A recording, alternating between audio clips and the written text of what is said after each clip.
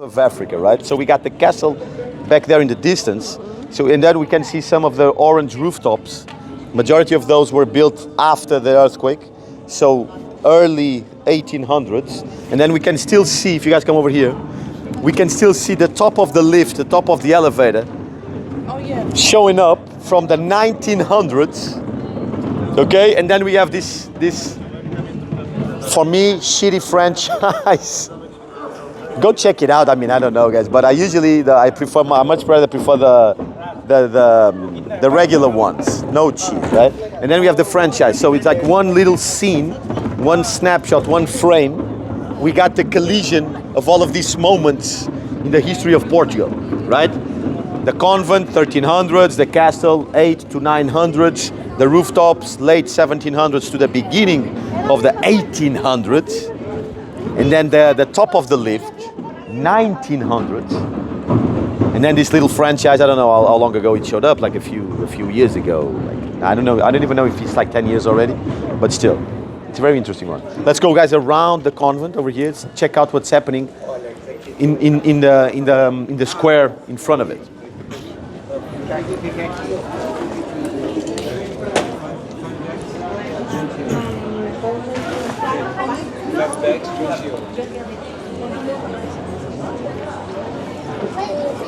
C'est tout vient de notre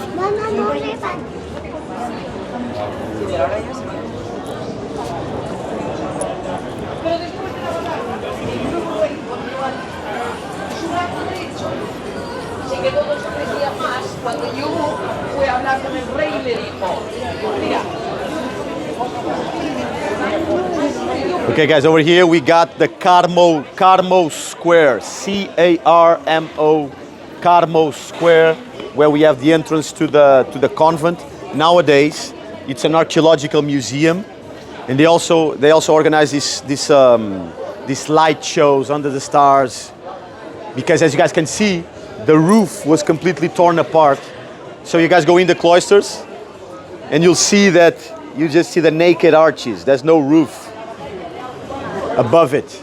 Beautiful Carmo convent. A product of that one man's, I was telling you guys about the warrior priest or the warrior monk or the soldier monk of Lisbon, Nuno Álvares Pereira. Let's see what's happening over there, guys, because this one square brings us a bit closer to recent Portuguese history, Lisbon's history. This one square over here, guys. The same cobblestones, the same fountain, the same buildings around us. They bring us back to this one very important moment in the history, not just the city, the whole country.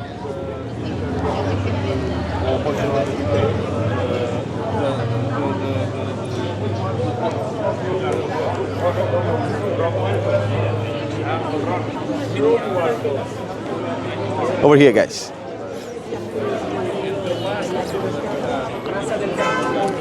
Ben, check out the banners over there with the black and white pigs, the red strips, got a little date on it.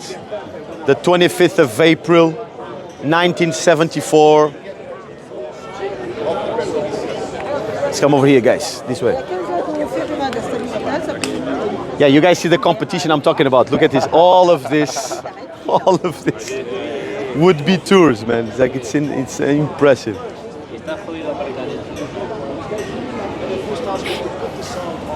Over here, guys. Come over here. Do you guys want to sit a little bit?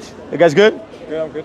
Okay, guys. Do you see the banner over here, where the guard's standing at?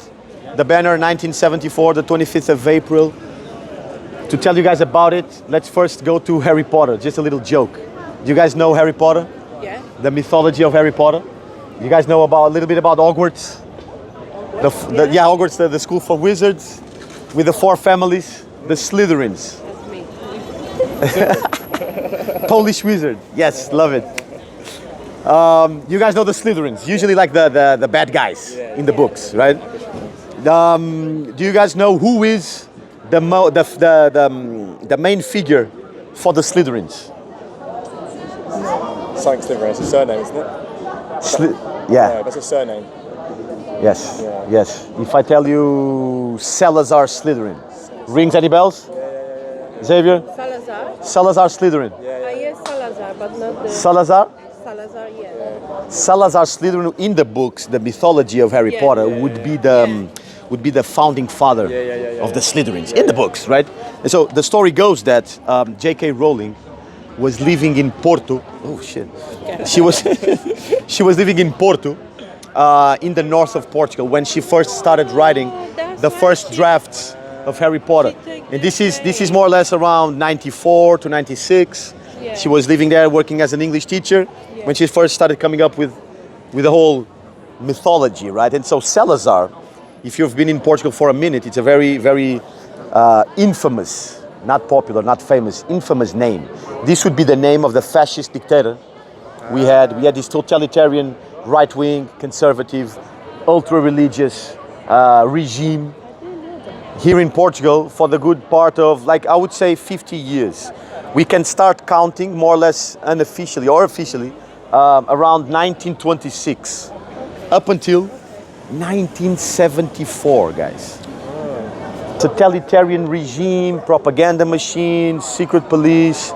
In 1926 it was more or less a military dictatorship, and then this presidential fascist regime is officially sort of like created around 33. But we could say from 1926 up until 1974, and these guys saw through everyone. Franco in Spain, with the Civil War in Spain before the Second World War, Hitler in Germany, Mussolini in Italy, Stalin with Russia, the military dictatorships in Brazil and all of those in the Latin Americas. And these guys endured all of that, squeezing the whole country under this one figure, this one name, Salazar, right? Like, for instance, this crazy rules, guys. We have a very small group today, 5 of us. Yeah. There was some rules like more than 3 people gathering outside. There's the risk of everyone being arrested because they would consider it to be conspiracy or mutiny against the government if they were not closely related by blood or something like this, right?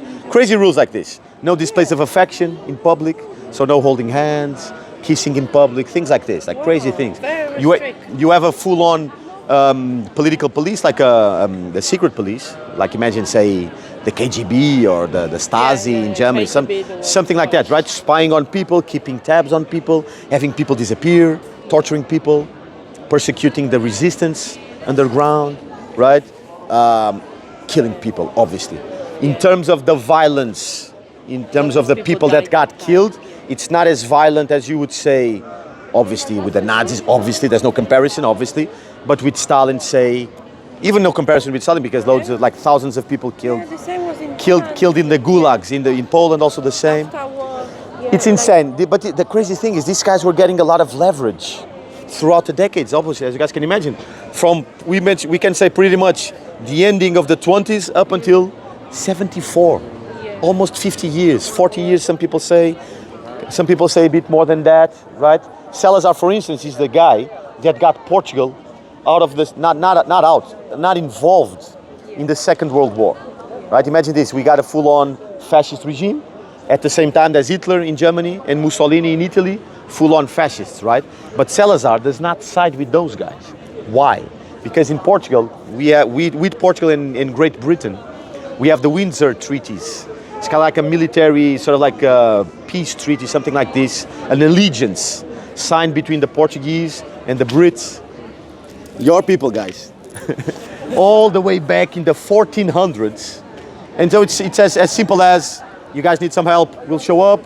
If we need some help, you guys will show up, right? And so one of the reasons why, when the Second World War rolls around, Salazar, the dictator, is kind of like stuck in the middle because, okay, we have this allegiance signed with the English, with the Brits, in general, Great Britain, not just England, right? So the Allies, Churchill, all of those, right? And then we have the same ideology as these goddamn fascists, right? Hitler and Mussolini in Italy, right? And so Salazar sort of like stuck himself nice in the middle, nice and easy in the middle, this super cynical position of, okay, you guys can come over, no man's land sort of, right? This would be like fair ground for everyone. And so over here, we had in the middle of the Second World War, sort of like the center stage for all the intelligence agencies, many conspiracy theories, a lot of back channeling and all of that, right? So it's actually very interesting. And so Salazar was getting a lot of leverage because of things like this. Even though you had a full-on oppressive totalitarian regime, Salazar was still sort of like saving Portugal, getting Portugal off of the hook, right? These guys were getting a lot, and the way they managed to secure this position, isolationist, we don't get involved with the matters of the world, right? Is because they were making a crazy amount of money, with the resources these guys were still extracting from the African colonies that the Portuguese were still controlling. Salazar's government was still controlling Angola, Mozambique, Cape Verde, Guinea, St. Thomas, all of those countries, Portuguese colonies, right? And so allowing them effectively to make a lot of money from those places to secure this position. Okay, Second World War rolls up. We have a lot of money. The Portuguese economy is super strong. Everyone wants to get in on the Portuguese oil from Angola, the oil, the gold, the diamond trade. So these guys have a lot of money and they have a super strong position, right? Effectively allowing them to sort of like shun away any attempt of meddling with Portuguese economy, right? The 60s roll around. 1960s, what we have is the revolutionary movements blowing up literally all over Africa against the colonizers. So Portugal has its colonies fighting for independence in Angola, Mozambique, Guinea, all of those places. You have the rebellion fighting for independence. And so what's happening is Salazar, as you guys can imagine, desperately, the dictator, is desperately trying to contain All of them. those pockets of rebellion because this is the cash cow of the regime, right? Yeah. What's giving him the money, the leverage, the power, right? And so in the exactly, so in the 60s, what we have, guys, is the Portuguese army deployed in all of those countries, right? Up until 1974. Not a lot of people know about this because this is coincidentally more or less, around the same time when you have the Vietnam Wars, with the Americans fighting in Vietnam to fight against communism, right? The Portuguese are fighting in Angola, Mozambique, all of those places to fight against, Just to keep. just to keep the colonies, not to fight against, to fight for this crazy notion of the Portuguese Empire, right? And this is coincidentally the thing that blows back in the face of the regime. Because in 1974, what we have is the army, the regular army, the same guys, fighting down there in Africa, rebelling back here in the capital against the regime. Wow. Right? So what we have is a revolution, a coup d'etat by the army, the same guys that were in Portugal, over here in Lisbon, this one square over here, guys. Carmo Square, the same cobblestone, same fountain over there, the same buildings. This one building over here where the guard is standing at used to be the main headquarters for what we call the National Republican Guard. It's sort of like this militarized police force at the time in charge of protecting the heads of state. And so when the revolution blows up, when the army starts moving against the regime, against the fascist totalitarian regime, the secret police gathers all the heads of state inside, trying to protect them from inside this building over here, guys. And so what we have is effectively over here, the revolution, the army takes to this one square over here, they seize control of the square, many soldiers, a few tanks of the regular military, they managed to bring the tanks, those big war tanks over here. Kind of like, we could say, kind of. They barricade inside, not exactly a bunker because it's the same building, so it's not exactly a bunker, but protected by this militarized police force. And in essence, what we have is this 40 to 50 years of this fascist regime ended in one day. And this is sort of like symbolically and also objectively the place where all of that came sort of like colliding, all those forces. The army was over here. People talk about the paradoxical, peaceful revolution of no violence. The heads of state walked away, they gave power just like that, without putting up a fight. Not back to the people, back to the army, not back to the army, to the army, that eventually gave it back to the people. It was almost as silly as, not quite, but almost as silly as you have the army outside, megaphones, my friends, game's over, that's it. Almost as silly as, obviously that's a bit more intricate and detailed than this, but in broad strokes, you have the army outside, heads of government inside, and they step out because there's nothing they can do about it. So we got almost 50 years of oppression, of a dictatorship, ended in one day, almost morning. the 25th of April, right? In a peaceful way. In a peaceful manner. If we compare it to the, let's say, guys, the Arab Spring revolutions that we saw a few years ago in Egypt, not exactly Libya, yeah, we could say Iraq, massive violence, killing Saddam, killing Gaddafi, all of those. Yeah. Over here, it was kind of like, poof, a And peaceful one. That's it. 1974, we have the beginning of freedom, the beginning of the age of democracy in Portugal, because in 1975, for the first time ever, we have the first democratic election in Portugal. So this year, we celebrated, guys, back in April, the 50th round number of freedom, no more fascism, no more Salazar, symbolically. Next year, 2025, we'll be celebrating the 50th birthday of democracy for the first time. There was actually a pretty cool little incident.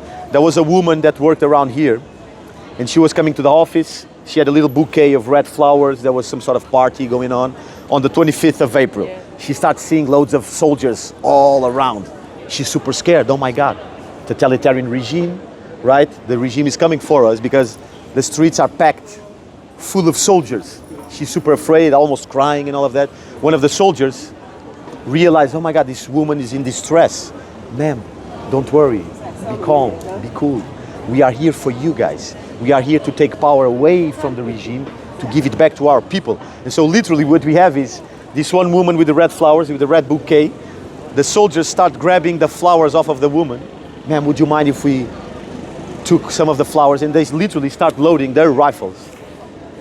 They start loading the rifles with the flowers. And so the flowers became sort of like the symbol, the icon for this one peaceful revolution of 1974, when you had the soldiers literally loaded, rifles loaded with flowers. Wow. This kind of like sums up Portugal in a nutshell.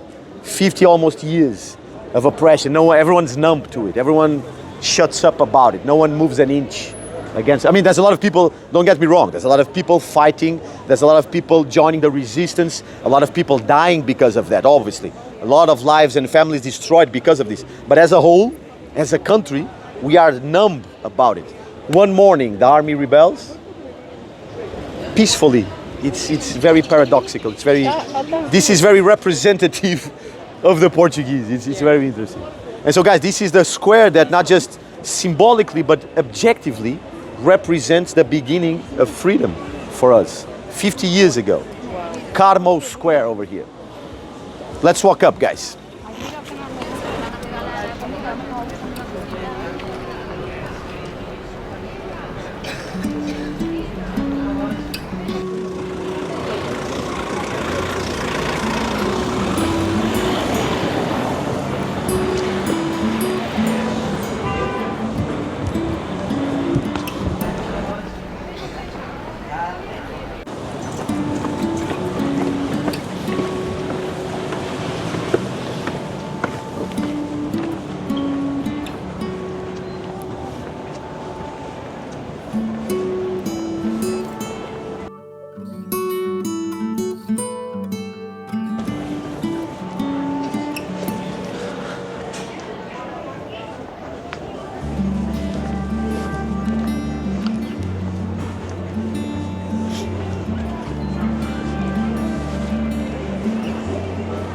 Ben, let's come over here, brother. Check out what's happening up above. You see the sentence up there?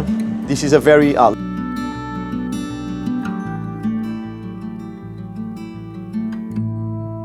This is a very iconic piece of street art, very old one in terms of street art. It goes back to 2011, when we were facing the sequels caused by the financial crisis. Financial crisis 2008, 2011. I'll tell you guys in a minute. Can you guys guess before that? Can you guys guess? Can you guys go for a translation? Any ideas? Something doesn't exist. Something doesn't exist. Okay, brother Charlie, very close. We getting there? Any ideas, guys? Adriana, Xavier, Ben? Penso, mas não existo. That one means, guys.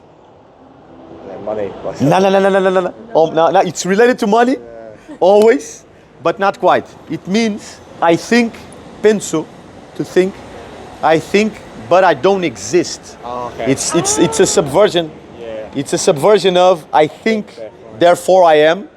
Cogito, cogito, ergo sum. That philosophical aphorism by Descartes.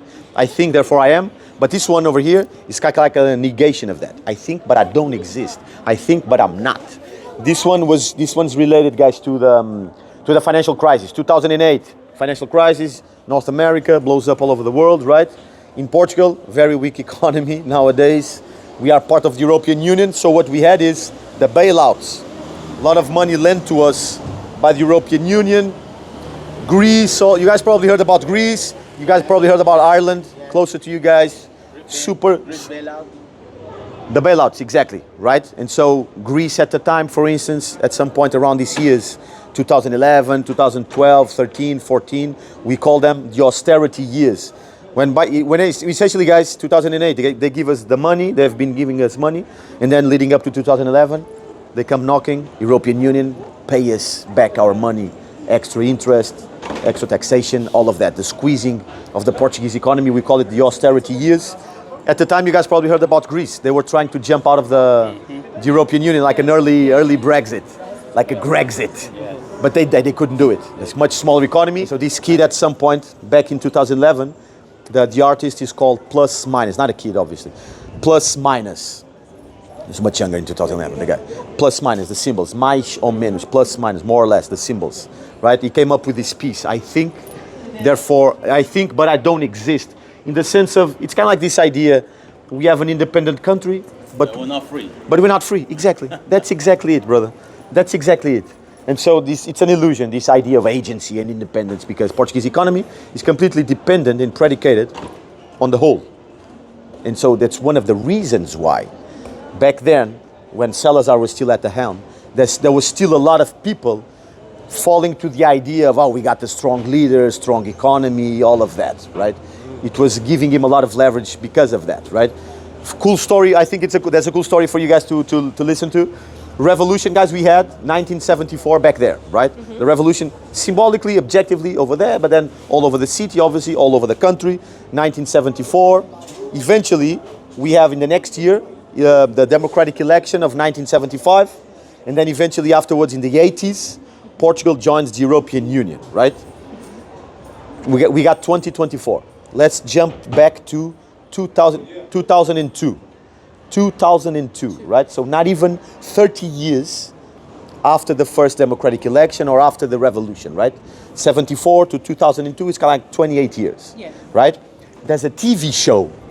There's a TV show on Sundays, organized by the public network. It's like the network, the channel run by the government, like sponsored by the government, like the public network, right? And so they have the idea to come up with this idea for the TV show. Who is the most important Portuguese person of all time, right? Who's the most important Portuguese? Going back to the beginning, I'll tell you about it. Going back to the beginning of Portugal. So they will talk about the first kings, the queens, the navigators, the sailors, scientists, musicians, writers, poets, artists, that captain of the Portuguese armies, the monk, the soldiers involved in the revolution, the prime minister, all of those guys, right? Yeah. Many people presented every week, and so people would be calling, like, if you want to vote for such and such, you call number such and such, right? And so people would be engaging with the TV show. They were presenting a lot of people, right? After 12 weeks or so, I don't remember, they have one big last TV show to disclose the winner of the distinction of the most important Portuguese person of all times is. Can you guys guess who won it? The monk? It's super ironic, guys. It's ironic. It's paradoxical. Doesn't make any sense, but it's... The sailor? Which one? The sailor? No, not a sailor. Not the monk. Not the monk. Not a king. Not a president. The dictator? Salazar the dictator. Guys, this is not even 30 years after the fall of the regime. Salazar the dictator was still voted. Like, this is not official, it's not an election, but people are calling from home, right? Yeah. But Salazar was still voted as the most important or the best, exactly, because you could say, okay, people were voting objectively. This is the most important in the sense of, for the good majority, of the 20th century. This guy completely derailed the whole country Oh my with a God. dictatorship, with a totalitarian regime, right? But the thing was, people were not voting objectively. People were voting emotionally. Yeah. Salazar, the good old strong leader.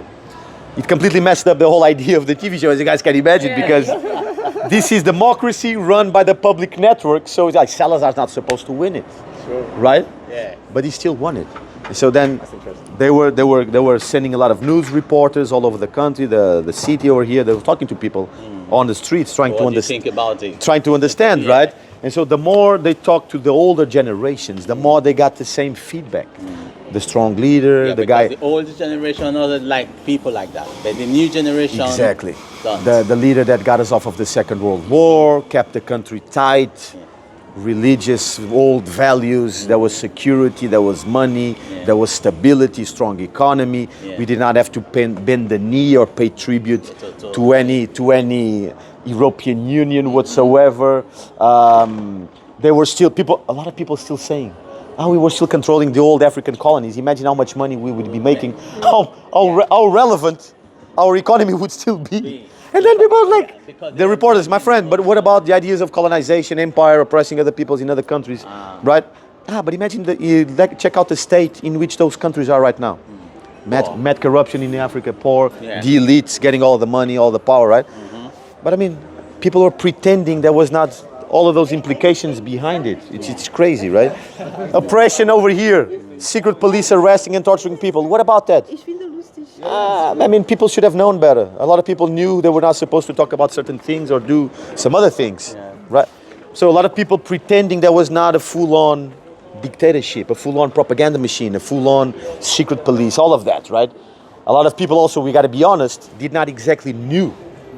Because even though there was a lot of that going on, the resistance trying to fight against the regime, there's still people going about their business, not getting involved in the matters Yeah, with any of those things. in Politics, political matters, in all of that. And so a lot of people were pretending not to know, but a lot of people, honestly, also did not exactly knew. Because keep in mind, guys, there's a propaganda machine also. So people are kind of like gaslit, obfuscated. They don't know exactly what's happening. 2002, it's crazy.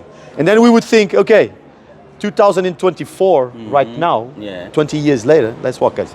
It would be completely different, right? Because the idea is, guys, you guys throw a stone anywhere, you'll hit someone saying, no more fascism. Yeah. To hell with Salazar. We got freedom right now. Democracy, beautiful. What happened? 25th of April, back in April. So the 25th of April, the big celebration, 50th birthday, huge moment for the country, half a century of freedom, right? You have the streets, guys, packed, overwhelmed with people. Never-ending stream, up and down, everywhere, of people celebrating, protesting, like chanting, no more fascism, freedom, freedom, things like this, right? Before that, in March, we had elections for the prime minister, right? It's a prime minister, it's a parliamentary regime, right? Not a presidential regime. So prime minister is kind of like the head of the government, right? And so what happened was, in March, we had elections that there had been a corruption case implicating the prime minister's office back in October, so one year ago. Prime minister resigns, the government falls, elections for March, just before April, right? So guys, I think it's like 3 or 4 out of 10 people show up to vote. 30 to 40% of the public show up to vote. It's like no representation whatsoever. It's like a completely messed up election, right? It's very close, 29%. We could say the mild conservatives, 28% the mild liberals, 19% third place, right? Almost 50 seats in the parliament, right? A party that did not even exist 10 years ago with the name Enough, exclamation point. That's what the people want to hear. You see what I'm saying, right? Right wing, Yeah, right screaming wing. the same crazy, fascist, undertoned sound bites, right? It's crazy. It's crazy. A month, guys, a month before the big moment of the 50th birthday of the fall of fascism. It's crazy. And then you would walk around in April, a month after the elections. These guys didn't win it, but they got third place. So it's So they in essence, the third biggest force politically in the country, right? So people And then in fit April, into them. exactly. But in April, Ben, you would see thousands of people outside, and everyone screaming, So we don't want "No more no fascism!" fascism, no this, But then, in At the March, back, yeah, no one they showed don't- up. they don't show No up. one showed up for the voting, which Yeah, is that's a problem. which is insane. Like, doesn't make any sense because people are completely, how would you say, disenchanted with the whole notion of democracy, right? It's a huge problem. It's a huge problem. It's a huge If you problem. want to change, you must go out, not just chanting and saying things. Yeah, of course. Of course. Let's go over here, guys.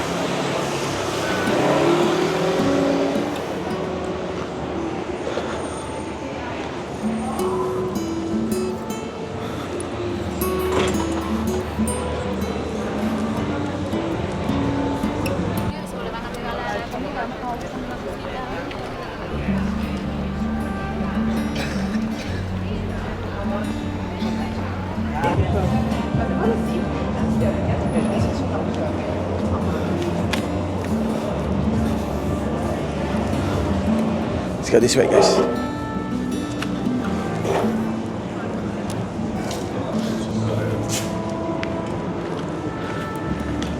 Gotta stop up ahead, guys, over there in the square where it opens up with the flags.